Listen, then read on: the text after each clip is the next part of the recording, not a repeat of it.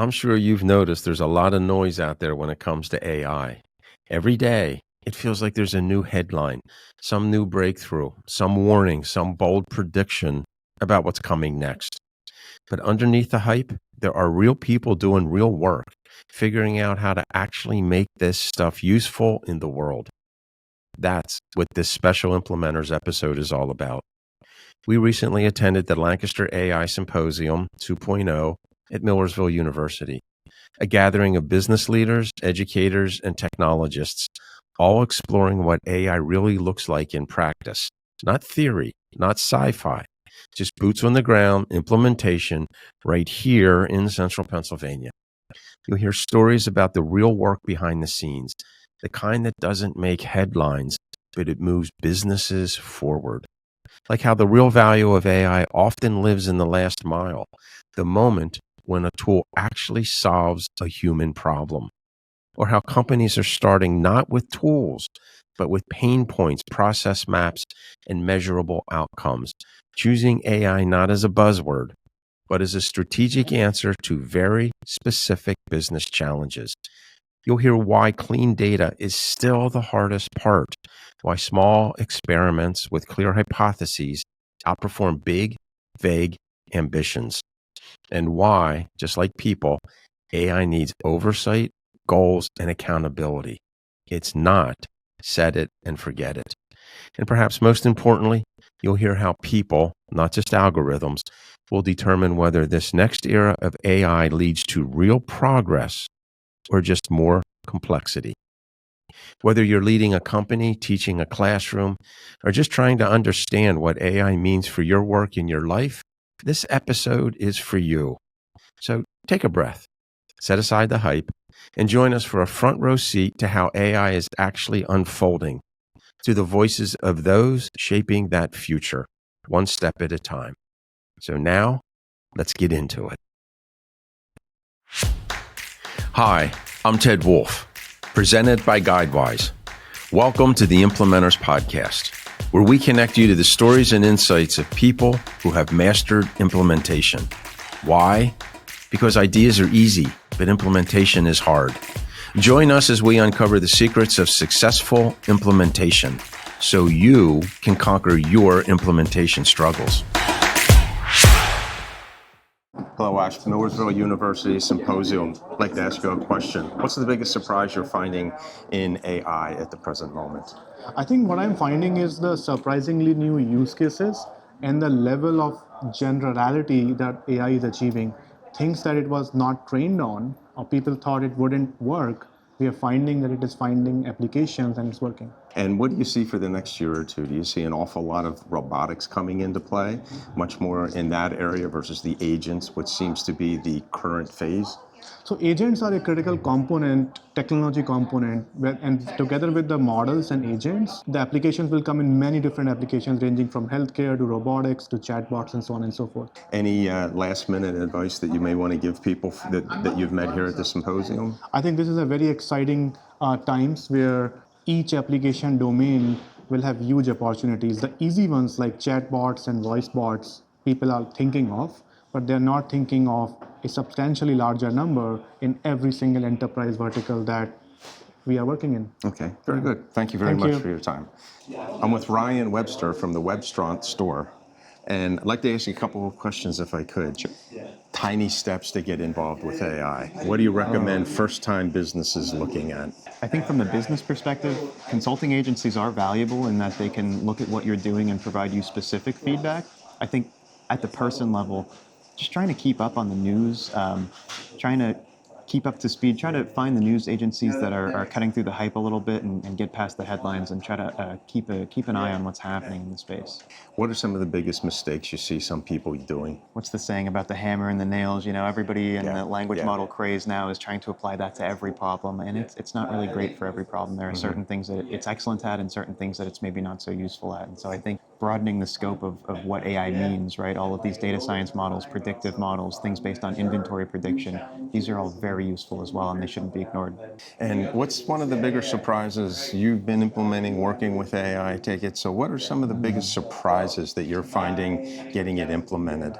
just the barrier of entry is falling so rapidly. These big companies pumping billions of dollars into this space have made it so accessible, so easy, and increasingly so cheap to use these cutting edge models that the barrier of entry is very low. And the amount of code that we have to write on top of it is a little before and after bits, but a lot of the bulk of the work is we're sending it off to this language model. What do you see happening with AI in your organization in the near term? I think we're going to expand our use of language models, trying to alleviate customer service problems, simple problems that could be solved by AI. I think a lot of predictive analytics too, we're expanding. Again, I mentioned inventory prediction. I think some of the trying to predict what products a customer might want and when they might want it. These are very valuable things to the customer and to us. And so I think we'll focus on those areas. Thank you very much for your time. Thank you so Appreciate much. it. Thank you. Thanks. I'm with David Sugars from the Webstront store. Dave, Yes. give me some impressions on Lancaster Symposium AI 2.0. Oh, I think this has been great. I wasn't able to come last year, but I know Ryan spoke. I'm actually from Florida, so I made the trip up, got to visit the our offices here in Lancaster and with our AI team and come to the symposium. Been very impressed. A great keynote and some exciting demos coming up. So, very excited. So when you think about implementing AI, you're talking about a bigger company, big reach and everything. What people considerations are you thinking about or taking into consideration? Because most new implementation projects fail because of people resistance or people not being able to grasp the change and implement that. We're a very progressive company when it comes to implementing solutions and software. We always have our customers' best interests at heart. So when we're looking at new solutions, whether it's AI or anything else, we're trying to figure out, our very important KPIs, like adding to cart. What's the user adding to a cart? How are we affecting inventory turnovers? How can we get replenishment faster in our warehouses? How can we do things to get somebody to click that buy button and then ship it to their door? So we're leveraging AI to help our customers with all of those different experiences, whether that's simple things like summarizing customer reviews and just giving people like, hey, here's what people are saying about our products. A chatbot where somebody can ask a question about a product. We have tons of information on our website, which is great, but sometimes you can get a little bit lost and you're just, what's the shipping weight of this product, and it'll tell you right away using AI. So how are you preparing your people? What are you explaining to them, the whys? I mean, I'm sure they think, is my job in jeopardy or not? How are you overcoming those fears with the users in the organization? It all just comes down to making sure that people are aware that it's an aid.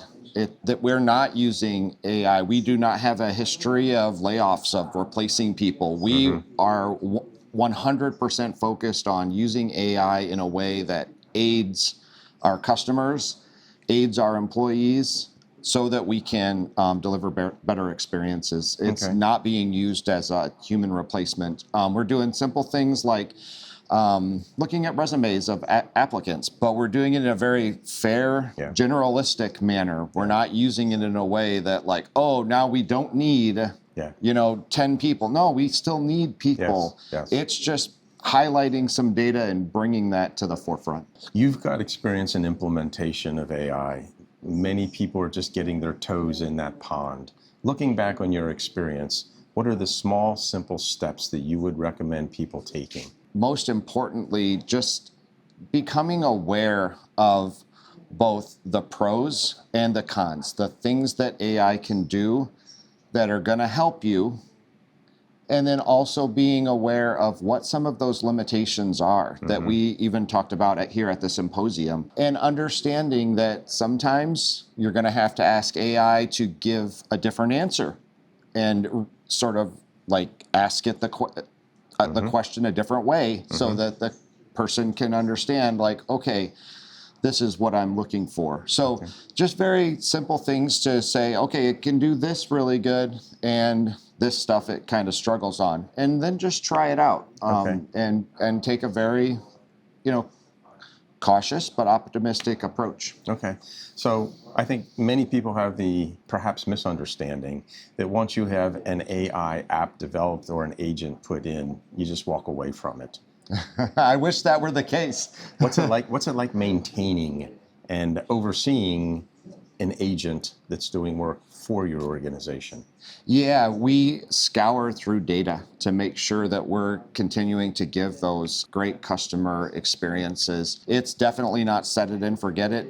It's like other software systems where you have to be maintaining it. You have to be making sure that it's changing very rapidly. So sometimes we're using one model and we're saying, okay, nope, we need to start using a different model to improve and make sure that it's catching up with more training data and more exposure to different types of data. So definitely. One last question. As you look at the AI frontier coming up, are you more excited from a positive standpoint, or do you find yourself more cautious and saying, these things have to happen so we're all protected? Well, I'm going to give you the answer that you don't want to hear, and it's both. Okay. Yeah, there's definitely a lot of new frontiers, new things that we're doing, but there's still a lot of questions that everyone is grappling with. Yeah. Things like copyrights, things like fairness and bias, things like ethics, things like hallucinations. We're getting a lot better with models, but we're still experiencing those times when the gives you just sort of that thing that it created out of thin air. Yeah. But there's no question that it's a new frontier. You mentioned agents. That's going to be the thing that we're all sort of looking at in the future, where it's not just a generalistic task anymore. It's, hey, here's 3, 4, 5 different things that need to get done, and the agent is able to figure out how to get there on its own. Yeah. And you give it more of a goal rather than a specific task. So that's very exciting. Okay. Yeah. David, thank you very much for your Yeah, of time. course. Thank you. Quick break from the conversation, because this might be the most important invitation you get all year. Are you leading people through change right now? Rolling out strategy? Launching new tech? Or just trying to keep up with the speed of AI? Then don't miss our upcoming Guidewise workshop, Execution or Extinction, How to Lead Change in the Age of AI. 72% of change efforts fail, not because of bad strategy, but because of hidden resistance. You can't fix what you can't see, and that's where we come in. This workshop will give you the tools to overcome people resistance, diagnose belief and behavior breakdowns, and drive adoption with speed, clarity, and confidence. You'll walk away with a 90-day implementation roadmap and the career skill that separates leaders who thrive from those who get left behind. Seats are limited. Click the link in the description to join the waitlist and be the first to know when registration opens. And as a courtesy to our community of implementers, we've waived the admission fee. Just use the promo code IMPLEMENT when you sign up. Now, back to the discussion. I'm with Richard Neal, who is a founding member of the AI Tech Society here at Millersville University. We are at the AI Symposium, Lancaster AI Symposium 2.0. So, Richard, why don't you tell me a little bit? How'd you get it started? What gave you the impetus to do this? I've been messing with AI models for a little bit now. I realized that there was some stigma with AI models, and I wanted to really change that. Especially at the school. It's nearly 170 years of learning, specifically with education. And with AI being such a disruptive technology, there has to be a student-led initiative to actually change what is happening. Everyone can put in a prompt and cheat, but it takes more of critical thinking and actually learning how these tools operate to actually get it going and to learn something about it. So what's your experience been? Has it been something that students have been gravitating, paying a lot of attention to? So it depends on the major. CS majors, science, physics, math, they tend to gravitate towards it a little bit more. I'm occupational safety. Even occupational safety are starting to graduate or gradually go towards it. Art, music, they tend to have a lot of resistance to it. And the real challenge with us is trying to include everybody and not just the specific people that are, wanting to actually learn with it. Okay. What do you see yourself in the future? Where do you see yourself going, and what would you be doing? So right now I'm planning on going into utilities for occupational safety for a little bit. My ultimate goal is to hopefully get into a data center or nuclear facility. I really want to make a new type of fire-resistant system for these data centers. There's two options, right? You can either destroy the systems or potentially, harm some of your workers when they fill the area with inert gases. And I'm really trying to change that. Okay, and how do you see the society here helping you do that? One major thing is growing the connections, growing the knowledge. And another thing is like actually learning how these tools work. A lot of hallucinations happen if you're going deep within these models, and understanding how they actually work and vibe check, if you will, what it's actually saying, really does change the outcome of all of this stuff. So one of the founding members, you have to be pretty happy with what you found and what you're finding and how it's growing. Yeah, so far so good. Great. Congratulations. I appreciate that. It was great talking to you. Great talking with you. Thank you. I'm with Zarais Khan at the Lancaster AI Symposium 2.0 at Millersville University. Zarais, you're an international student. Tell us about that. Yeah, so I'm an international student and I'm actually a freshman here. I got here about 3 months ago. I'm majoring in information technology and my concentration is going to be cybersecurity. It's a really interesting field to be working towards. And as part of the AI and Tech Society, this is a new society. I've partnered up with my partner, Richard O'Neill, and we're working on this society to make sure that we bring the latest and greatest AI tools, we conduct the research, and we help students upskill themselves and make themselves ready for the storm that's about to come, which is AI technology, yeah. And how do you see that storm unfolding? The thing is, AI is, it's a disruptive technology. It's moving very fast, and that is one of the reasons I wanted to get into this as soon as I can. It is something I've been doing back in my hometown, Lahore, Pakistan. That's where I'm originally from. And again, coming from Lahore, Pakistan, I went to a private school where I had the opportunity to be with some of the brightest of minds, And since now I'm here in the United States at a public school, we have a bunch of people. The number of students here is incredible. And, being able to coach them and teach them and learn from them is going to be a great opportunity here. And I'm looking forward to it. I hope it goes well. And what's one of your biggest surprises that you're finding in moving this society along?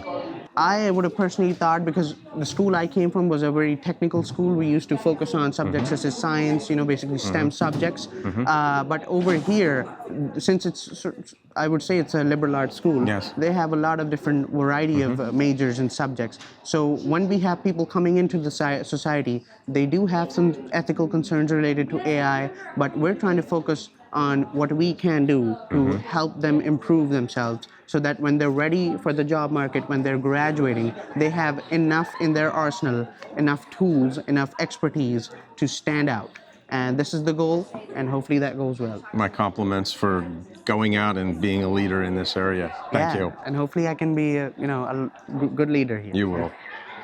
I'm with Dr. Daniel Wuba, the president of Millersville University at the Lancaster AI Symposium 2.0. Dr. Wuba, what made you get involved with the symposium this early in the game of AI? As someone who loves technology, I believe artificial intelligence is one that we should all be thinking about now. And as the president of this university, I first thought about bringing it to this campus, especially in South Central Pennsylvania, because we are the largest public university in this area.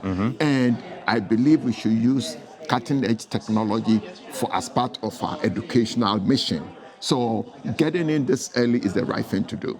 Tell me what you think about the growth. I mean, it is really growing as far as participants in this symposium. Does that surprise you? I'm surprised in the excitement and the growth that we've seen in a year. When we first thought about having a symposium, we thought there would be 30 or 40 people last year. We got 60 people. And so this year we thought we may go up to 100 people. And we are now over 170 people attending.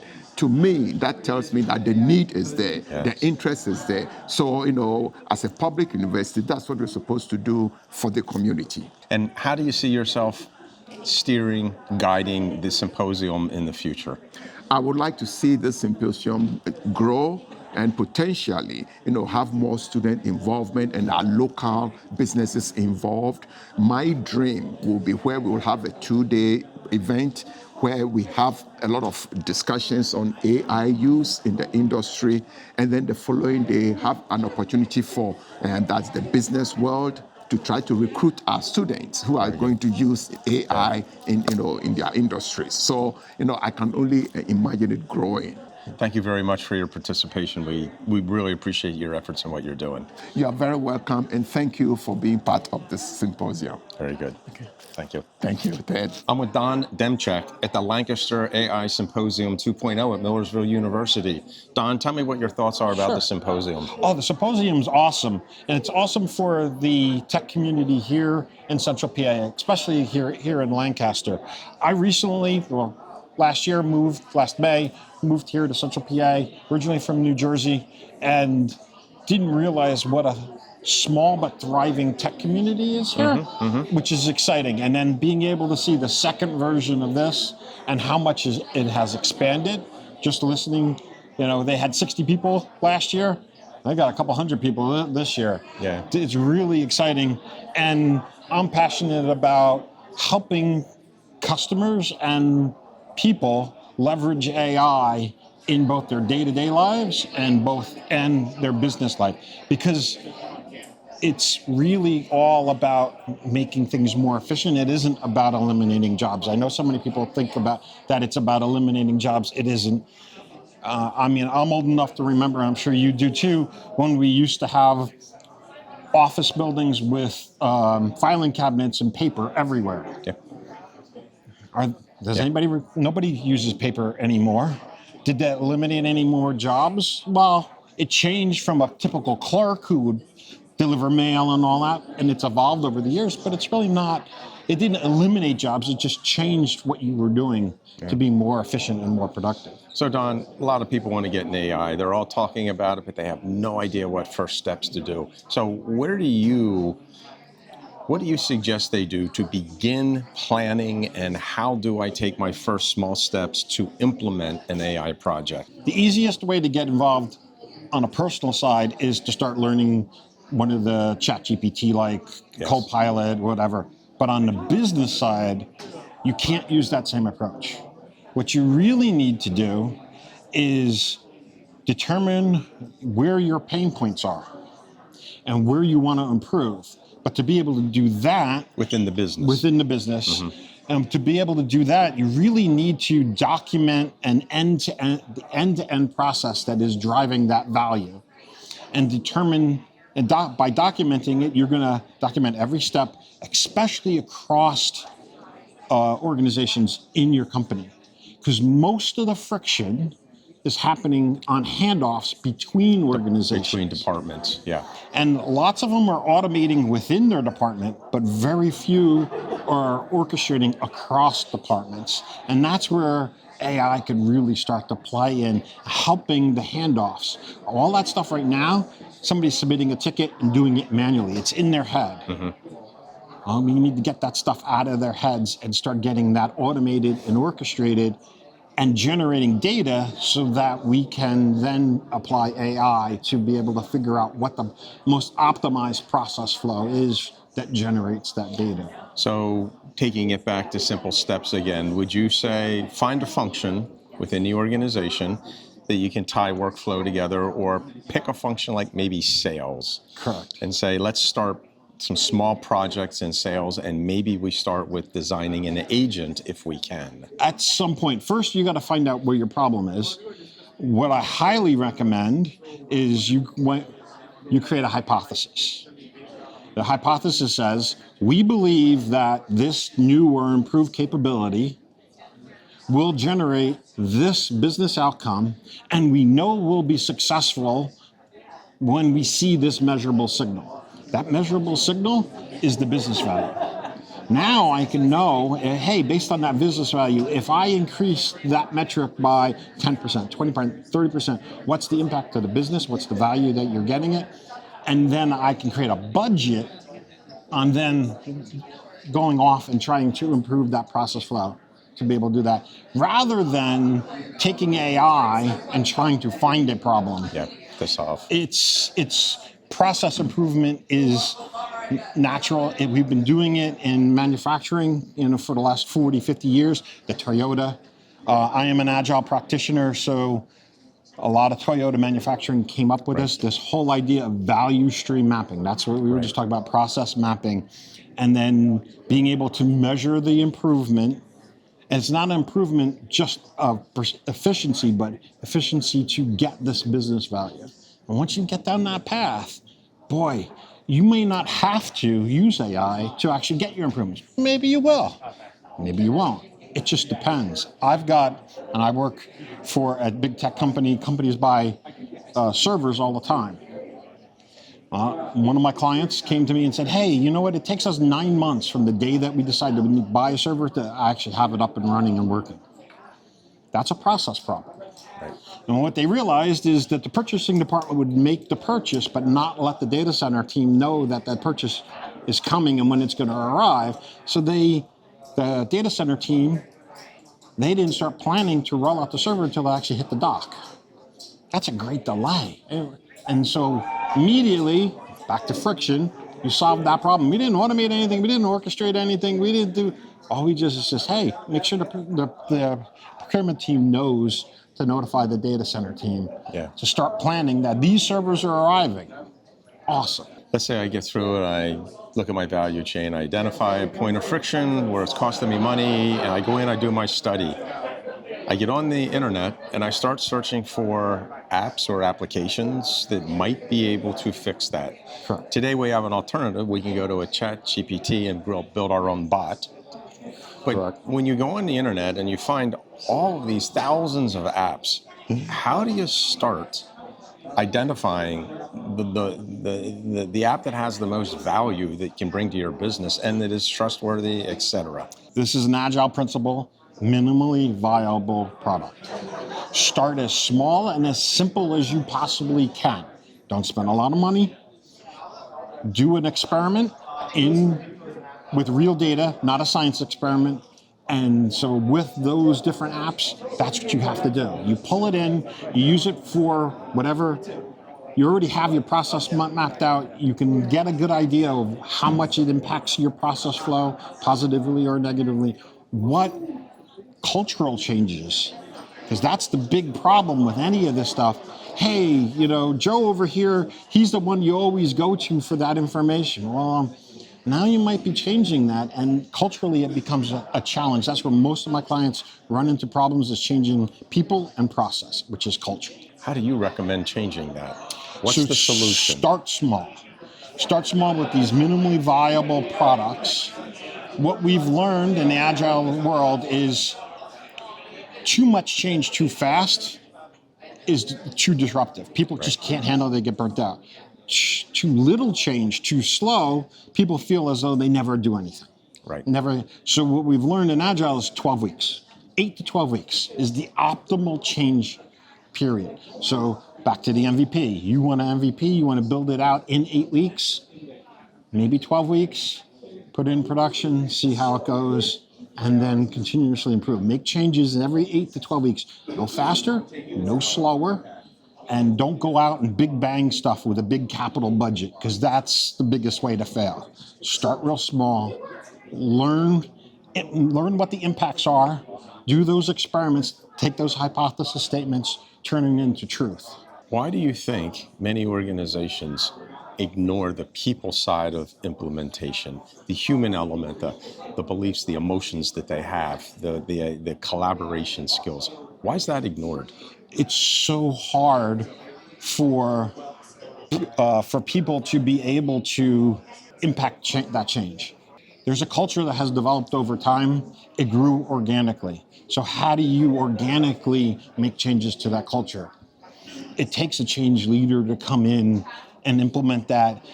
And I will tell you, it's not by changing titles.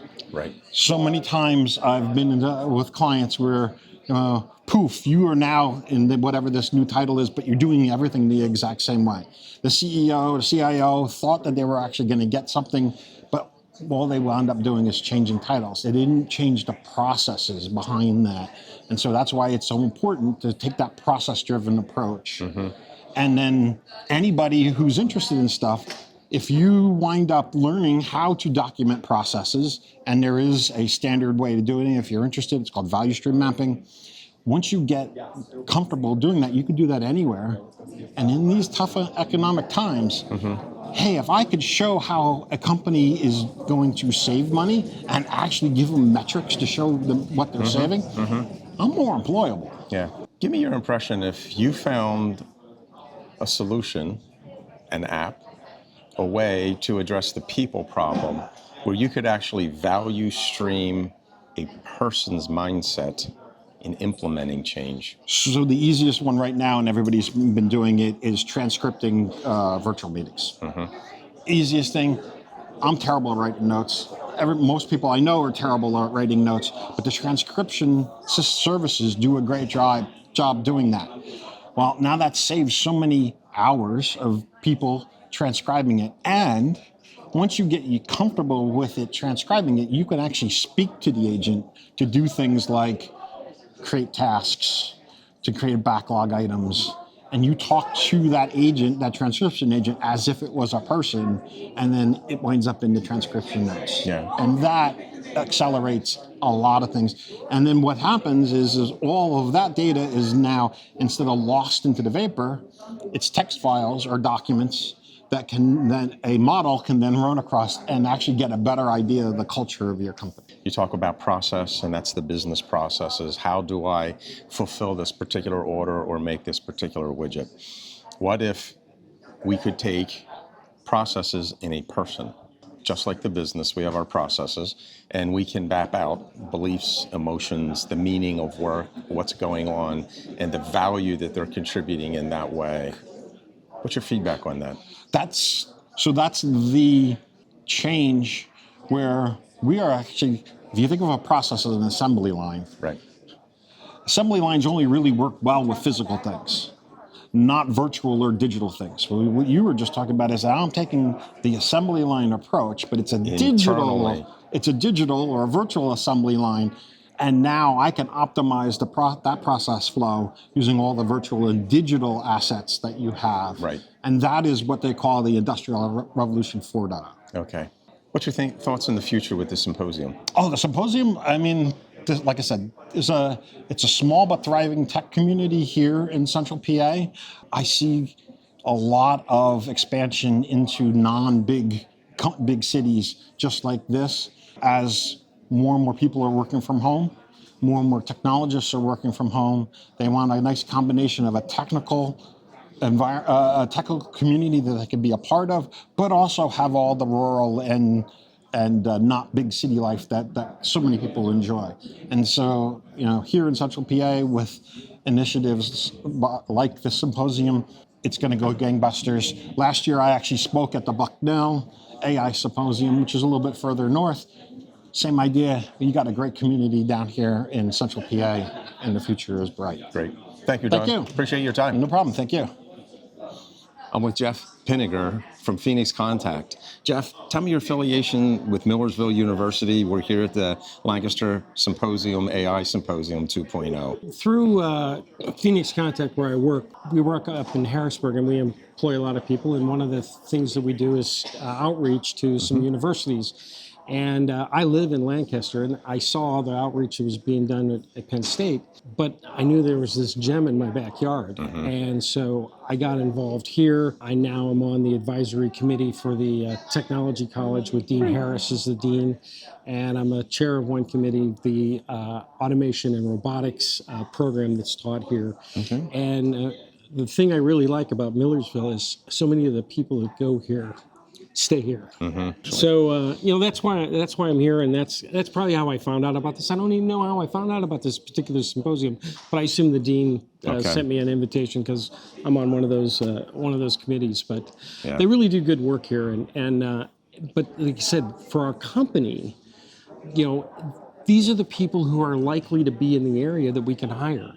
And so really do like that, and so I'm over in the engineering side of life, and so this AI stuff ties in very well with what we're also doing up at Phoenix Contact. And some of the questions that come around here, it's like, well, how do I get started in AI? And what does that really mean to the manufacturing environment? And that experience is so thin right now, because people know ChatGPT and they want to process resumes and stuff like that. And but what does that mean for how to make my factory better? Right. And so we're trying to understand more ourselves too. So we're trying to walk the walk in our factories, and how are we going to apply AI in our factory? What's the hardest aspect of implementing an AI project? The data. Okay. People contact us. We want to do it inside as well. And it's like, hey, we want to do this and that. And we want to try. We think we can use an AI here. And it's like, do you have any data? Have you collected any data? Because we got to train a model on something, and they don't have the data. And then they get the data, and it's corrupted. There's bad data. There's missing data. There's gaps in the data. And so it's the data cleaning that goes along with it. Okay. And so there's a lot of enthusiasm around it in manufacturing, and it's coming along. And, but it is a struggle. Like I said, they're missing data. So implementation of a project, particularly a technology project, is very difficult. McKinsey says 72% of them fail. Why do you think that is? They think it's because of people problems. People adapting to change is difficult, and these are some huge changes we're about to undergo. The biggest thing I say when they say there's 72% failure rate is their definition of failure. This is new, this is green, everything is not going to result in the gain that they thought they were after, but every one of those is a learning experience. They've learned something, they've gained something. Wasn't a failure, it didn't accomplish what they set out to do, but now they've learned and they're ready to do the next one. And those 30%, they wouldn't got their 30% if they didn't fail the 70%. Right. And as we said in one of the symposiums, or one of the breakout sessions, it's like, don't take your first AI project and bet the farm on it. Right. If you're looking for this is gonna be the savior of our company, you made the wrong bet. Yeah. Start small. Yep. We started with censoring up a machine, gathering data, putting AI on it to detect when maintenance might be, and then a cell, and then more of the factory, and then all of the power utilization in our plant. We have on-site gas generators, on-site solar panels. Seems like we have a third source of energy, and then we get some from the grid. But all that's being now managed and monitored, and they're able to see anomalies here, anomalies there. But that wasn't the first thing we implemented. Yeah. So once you get that machine, how did you go about learning how to censor it up and feed that data into an AI? Well, I guess that's where we have a little bit of advantage. What Phoenix Contact does is, if you go into a factory, and see one of those gray boxes that are strapped to the side of it, if you open up the doors of that cabinet, anything inside that cabinet could have been made by us. We don't make the sensors, but we make we'll make cabling for people. We'll make terminal blocks for people. We make PLCs for people. Personally, I am in the IPC, Industrial Personal Computer, and HMI side of the business. So we make those. We make the power supplies. So censoring it up is sort of the bread and butter of what we do. But one of the keys is you don't want to screw with the machine either. Leave the machine alone. Add sensors to it, because people never want to touch a running system, and that's good practice, particularly when you're starting out. Yeah. Don't screw with that machine. Add to it. Next time you build a new machine, build that into it from the beginning. Yeah. And plan for that data to come out. But when you're started off, add to it. Don't screw it up. Yeah. The operational technology people, they get all freaked out about that too. So, it's easy to stay out of their playground. Yeah. Because that guy's paid on delivering parts per minute. Yeah. Yeah. And, it's like, stay the hell, don't screw my stuff. Yeah, exactly. What do you see the next step in the symposium, and what do you see the next step in AI within the industry? It's probably going to be fast moving. Okay. It's hard to believe that it's not going to be fast moving. Someone said something today that was, sort of like, oh, that's a food for thought, which is AI is never dumber than it is today. Today, yeah. So it's just going to get smarter in the future. And, maybe some of this will be easier to implement. I mean, I took a data science workshop about 3 years ago. Today, that class would be completely different. Yeah. And, I use AI to do my Python code to clean stuff, but, maybe that data problem's, gone in 3 years with a, hey, here's my pile of crap, Yep. Give me Makes the sense good out data. of it. Yep. Yeah. Okay, now I got the good data. Now feed it into my AI. Okay. And I guess it'll also take over more and more. But when you think about it, it's not as wild as people say. In 1992, I was visiting a place out in Seattle that was a lumber mill. They would scan a log. Yeah. They would run it against the commodity prices for 2x4s, 4x4s, 4x6s, and they would optimize that log, that one cut, for best commodity prices. Okay, so it's easier today, and maybe more people are doing it, but it was being done. The other most common thing people talk about today is, well, I'm going to sensor this machine up, and when I sense the vibrations that aren't what they're supposed to be, I'll know that I need to do maintenance here, and it's probably the motor. We did that application in 1990. Yeah. It's not new. Yeah. Yeah. The tools are new, Yeah. and they're more accessible, but it's actually not that new. Yeah. What do you see about this symposium? What are your thoughts about that? I'm excited about it. It's exciting to see a lot of people here and talking about. Great turnout. Great turnout, and the topics are pretty good. It's my personal bias that's always the problem. I mentioned the space I'm in is in manufacturing, and it's a small space. So what I'd love is a AI symposium for manufacturers, but we'd have like 25 people in the room. That'll come next. That'll come soon. That'll come soon. What are we at? 200 or 300? Almost. That's what I think. Yeah, that's amazing. But that would be what would be cool for me is if we could get more of those manufacturers in. But like I said, they're a little timid. They're it's like, I'm not sure how this is going to help. And I've heard this statistic about 70% failure rate. It's like, it's the people. How do you get people to implement the change and adapt to the change? That's the key. You got to put your foot in the pond. If you wait until it's a sure bet, you are screwed. Yeah. Okay, Jeff, thank you very much for your time. Very nice good. meeting you, Ted. Very good. Good luck on your podcast. I'm with Mark Tomjanovich, who is the Dean of the Lombardo Business School here at the Millersville University. We're at Lancaster AI Symposium 2.0, and we're having a great success.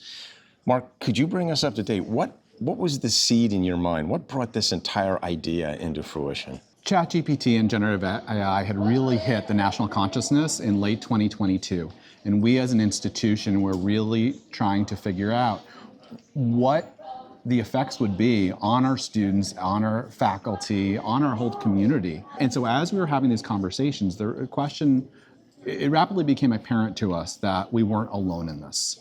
We were talking to folks at other schools. In my job as business dean, I'd be out in the community talking to a lot of business leaders and found that they were also grappling with a lot of the same questions and challenges as we had. So we decided, well, let's just kind of all get together.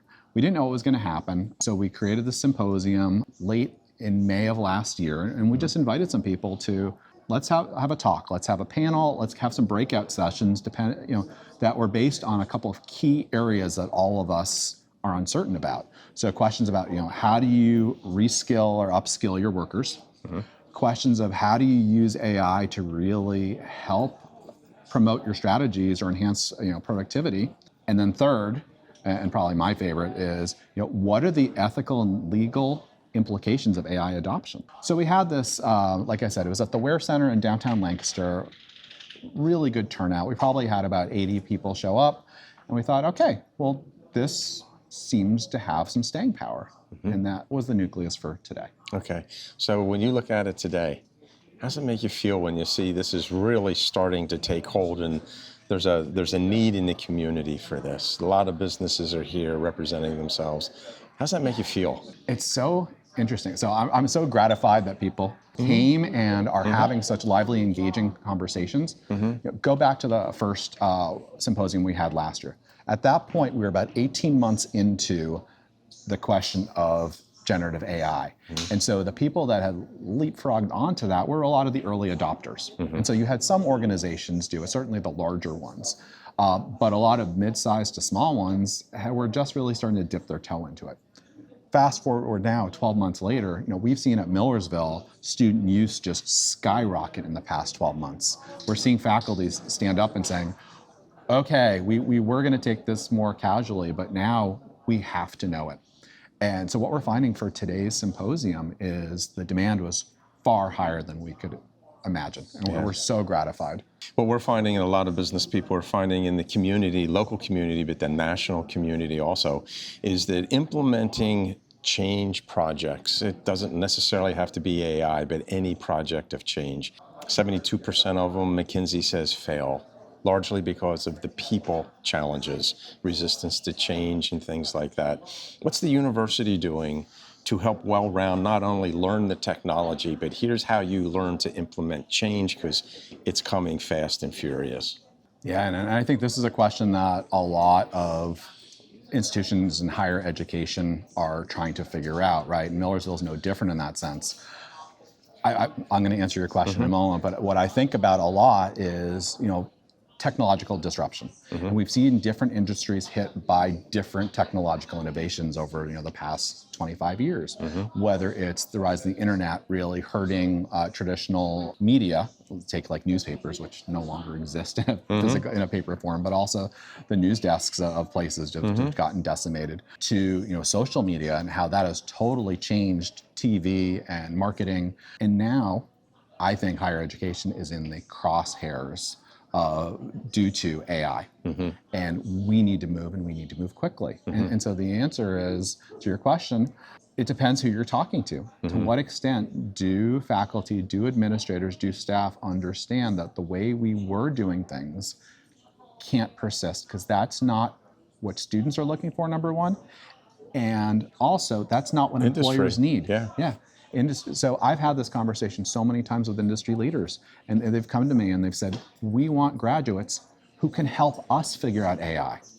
So it's forcing us to go back and say, where do we inject AI into our curriculums? Where do we have dedicated programs devoted to it? I have a lot more to say on this, but I'm sure you have other questions. No. So where do you see the symposium going in the future? What's your anticipation for next year? Topics changing, more robust question and answer? Yeah, so I'm really curious to see what the feedback is to talk about what is the most valuable aspects of this for them. Is it the panel that we're having right now, where you have diversity and multiplicity of experiences and opinions that are coming from places like manufacturing, construction, from healthcare, from higher education, from finance and accounting. We can learn so much from one another. So that's one area. But the breakout sessions where instead of being more passive in the audience, you get to be like, wait, I have a question. Or let me tell you what we tried and it failed miserably. So that's what I see moving forward is we all have our questions. We've been talking an awful lot with some individuals at the breakouts or right after the breakouts, and they're very active with their questions. So there are a lot of questions. People are searching for answers, but they're being cautious because they're saying, we just don't know how much of the farm to bet on an AI project right now. They're not sure how to get it started. Yeah, there's a few questions. One of them is like, okay, so you're a business and you're looking to move into the AI space. The question is, what is your ROI? What's the return on the investment of doing this, of adopting this new technology and spending not only the money, but also the time and the resources where you could be expanding in other areas? What are you going to get out of it? Is it because your competitors have already moved in this way and you're kind of forced to? Or you want to be a first mover and an innovator in this space? But again, there's the questions like, where's this all going to go? How's this going to help? Right. And I think everybody's just feeling their way through the whole thing, hence the value of something like you're doing here, creating a wonderful contribution to the industry in the area. So my congratulations on what I would term a high success. Thank you. I'm with Dennis Sasson at the Lancaster AI Symposium 2.0 in Millersville University. Dennis, tell me, what are some of your impressions and what are you learning here at the symposium today? Well, it's a great symposium because it allows us to be able to learn everything from the very basics of what AI is and where it's going to be, and how it begins to get applied to very varied parts of society and life and business and industries, etc. So I definitely recommend it. Yes, it's growing, so it's got popularity, and that means there's a demand for it in the community and for industry in general. Yes. When it comes to AI, where's most of your experience lie? What industry sectors or? Well, I'm predominantly a marketing consultant, right? Having worked about 30 years with global marketing companies like Coca-Cola, Hershey Company, Johnson & Johnson, etc. And I'm currently a marketing consultant. And one of the companies that I am associated with is called Isengard AI. And so what we do with Isengard AI is to develop these private AI systems that are customized for certain companies and industries, specifically for the application on sales and sales growth. When you develop an application solution, an AI solution for a company, what's one or two things that you would tell people, stay away from this, but keep it simple and do this? Oh yeah, what we've seen in our work with our clients, AI clients, is that the real value of AI is found in what we call the last mile problem, of the end user, right? 80% of the value and the ROI that you can actually get on AI and your investments will be dependent on how well your generative AI agents, can address the real issues that your end user is trying to solve for on a day-to-day basis, right? In our case, it's the sales force, trying to understand who are the best potential clients that they should be serving, what products they can actually sell to them, what their schedules may look like, right? So we actually build these agents that will allow them to engage in a more effective and efficient way, answering those specific questions. Okay, so big companies have some of the same sales marketing problems as a smaller business, medium-sized business, we'll say. Is there a difference in their approach to AI that you'd recommend? Absolutely, right. The difference, I guess, is that with bigger companies, to be honest, right, their reliance on these big, call them name brand AI products. I'm associated with Salesforce. I already have a Microsoft Office relationship, right, and therefore ChatGPT and OpenAI. These big box suppliers will essentially say, here's a solution. We can tailor it for you a little bit, right? But it never really gets fully incorporated into the ways of working that an end user actually needs it to, right? And that's why I don't think they're as effective in terms of the uptake, right? For much of the AI solutions, right? Whereas I think if you're able to use and understand what the biggest sources of competitive advantage, right? Either in terms of growing your business or in terms of driving cost efficiency and being able to get AI to help you achieve your business goals, right? I think that's a much, much better way, right? And smaller companies, such as Isengard AI, is in a position to be able to understand that better, customize it. And by the way, right, regardless of which legacy systems you have, we're able to put in that what we call a WISE layer over that, so that we can interconnect with different data sources and also systems that you've already invested in, right? So that's where we actually make a difference. So what's the hardest part of implementing an AI solution in a business? It's the people themselves, right? Understanding, getting over the fear, because there is this impression that people have that this is going to take over jobs, which is not really the case. I think much of the experience that people have had right now is that they understand the future is all about your workforce and your people having to learn how to use AI to do better and quicker in their work. The ones that are going to lose their jobs are obviously going to be those that have not embraced AI, right? So that's number one, right? Is getting over the fear. Then the second part, I think the second advice there is like understanding again, right? What is your business model and what you're actually trying to drive with it, right? If you're able to frame that up properly, right, and understand what you want to be able to get AI, right, then I think that's where you'll be able to maximize the investments that you're going to make behind this whole change, right? Let's take a look 2-3 years down the road. We know what chat has done since 2022, 2023 when it's come out.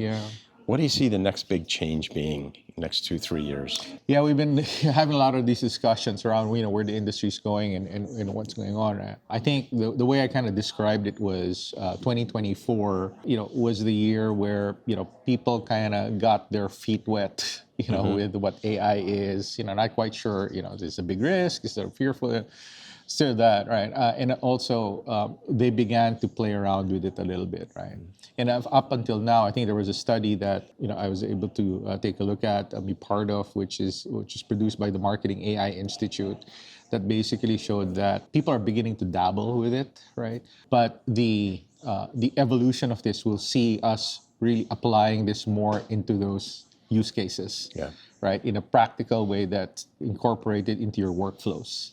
And so the more integrated you are, less fear comes down in terms of whether it be security, hallucinations, reliability in terms of what the recommendations engines are going to tell you, that the adoption is just going to go, much, much quicker and faster for sure. Okay. And so people are going to keep on trying these things. And so it's just going to be, but there's going to be a quick turn up, I would say.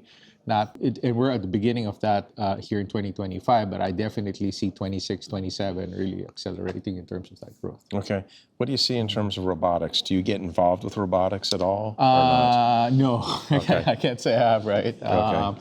I kind of try to stay in my lane because I think as I said, the application of AI is just so broad that it's easy to get lost in this space. And so I really believe, even for students that I engage with and people in the workforce, is like, understand and appreciate how you're applying AI for your field first, because this is something that's massively going to change everything anywhere, right? And so if I own a business, medium-sized business, I'm doing somewhere between 40 million and $150 million in revenue. Would you suggest focus on a functional area like sales, pick a project, start working there, and then try to dovetail that around the business? Or is there another approach that you would suggest? No, I think that's a very smart way, because as I said earlier in this conference as well, been talking a lot about the probabilities and of risk, right, vary greatly, right, and also the cost of adopting AI is also there. And so the thing that I would suggest everybody, whether you're a startup company, you're 50 million, 100 million, 400 million, that's kind of like the sweet spot of the companies that I deal with, right? Is just get started, right, and choose a function or that you want to be able to play around with, right? Be comfortable with, right? That's the reason why we like this whole sales function, because the upside towards generating more sales, right, and more growth. It's all about revenue. It's all about revenue, right? I mean, so if you strike it well, then you win, right?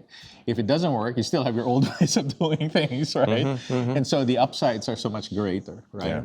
And so we've been getting a lot of good support and growth by focusing in on that promise that we can actually drive growth in a more effective and efficient way. Okay. So you're happy with the symposium? Absolutely. Getting some good information? Absolutely. Well, okay. Dennis, thank you very much You're for your very time. welcome. Nice meeting you. Nice meeting you. Okay. Thank you.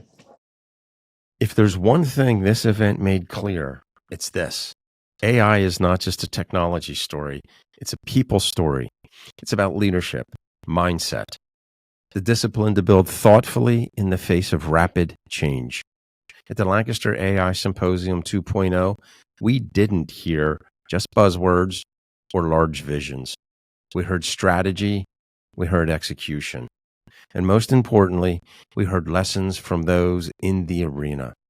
We heard about the power of last-mile solutions, how real business value often shows up not in the model itself, but in how well it's embedded into the hands of the people doing the work. We heard about the importance of value stream mapping, seeing clearly how work flows across departments, because that's where friction lives, and that's where AI can actually remove waste or unlock speed. We heard about starting small, experimenting fast, but never recklessly.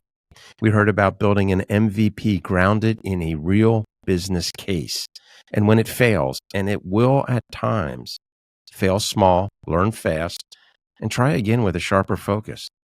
And perhaps most strikingly, AI is not set it and forget it.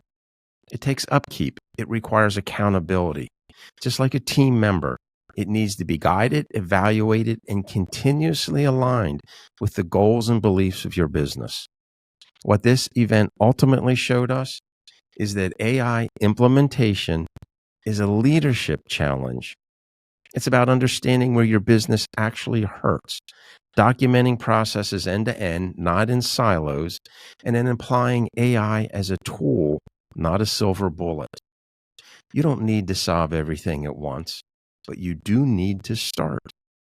Because AI will never be less capable than it is today. And if you're waiting for a guarantee before you act, you'll be too late. So whether you're a CEO, a technologist, an educator, or just someone curious about what comes next, now is the time to get involved, get educated, and start testing for impact. We'll be back soon with more real-world conversations like these.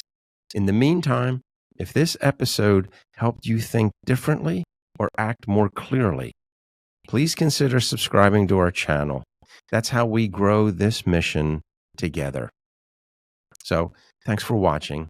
And as always, stay grounded, stay curious, and keep implementing.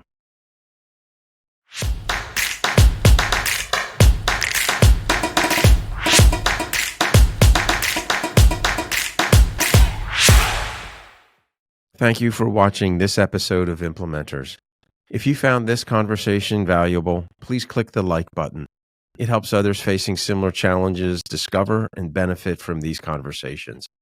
We also welcome your insights and reflections, so please share your thoughts in the comments. We truly value thoughtful engagement from leaders like you.